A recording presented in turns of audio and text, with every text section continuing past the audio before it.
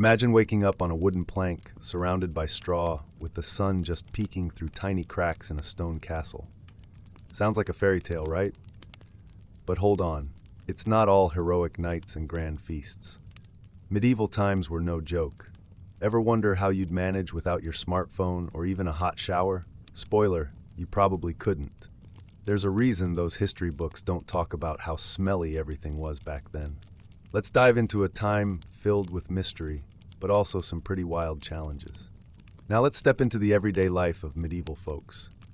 Imagine planting seeds and then crossing your fingers for the right amount of sun and rain. With no weather apps or satellites, farming was like rolling dice with Mother Nature. Imagine the anxiety as clouds gathered ominously, potentially leading to floods. Or on the flip side, praying for rain during parched months.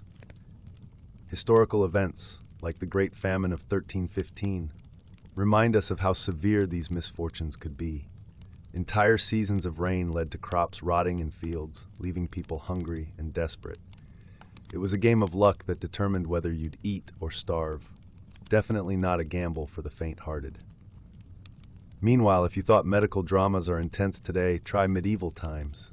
An earache or even a simple cough could spell big trouble. There wasn't a neighborhood pharmacy, just a steep reliance on herbs and medieval potions for life-threatening conditions. Imagine using yarrow leaves to treat wounds or lavender for headaches. People back then lived with the harsh reality that life expectancy hovered around just 30 years. This was a world where staying healthy was almost a superpower. And let's not forget about cleanliness, or the lack thereof. Baths were so rare, they might as well have been mythical creatures. The idea of washing daily, unheard of. Instead, people masked odors with medieval perfumes, if you can call them that. Picture yourself trying to bottle fresh scents with herbs and flowers, thinking you could hide last month's sweat. Trust me, it was a fail. Hygiene standards were worlds apart from what we expect today, and let's just say modern noses would have staged a rebellion against the aromas. Reflecting on the realities of day-to-day medieval living gives us a new appreciation for our modern conveniences. Perhaps it also sparks a bit of wonder about the resilience and adaptability of those long-ago communities who played nature's game with grace and courage. As dusk drapes over the medieval landscape, let's dive into nighttime struggles. Picture yourself wrapped in a blanket made of cold stone walls. That's right, these castles and cottages were more icebox than cozy home.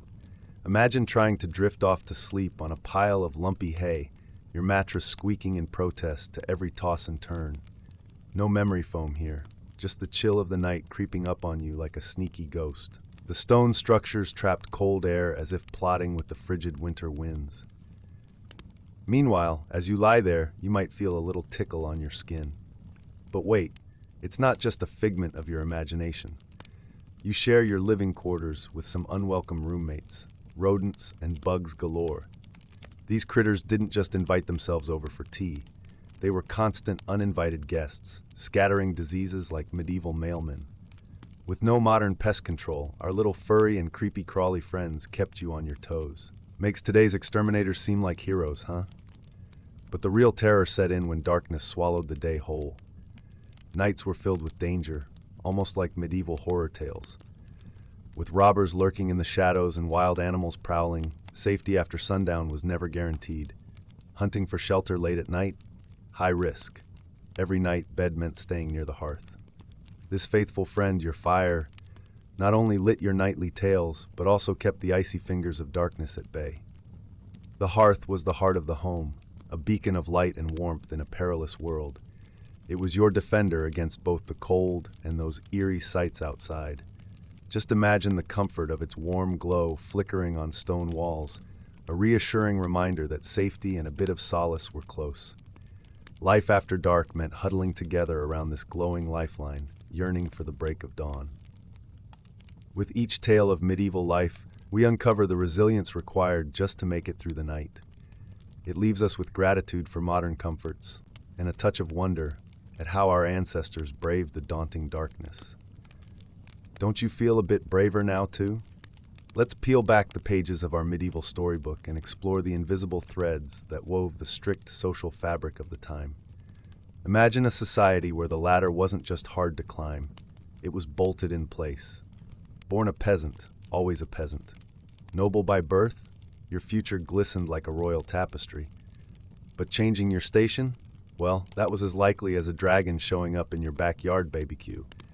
Even more telling were the roles carved out for medieval women. Picture juggling the daily grind of household chores, managing the home with precision that would rival a royal banquet planner.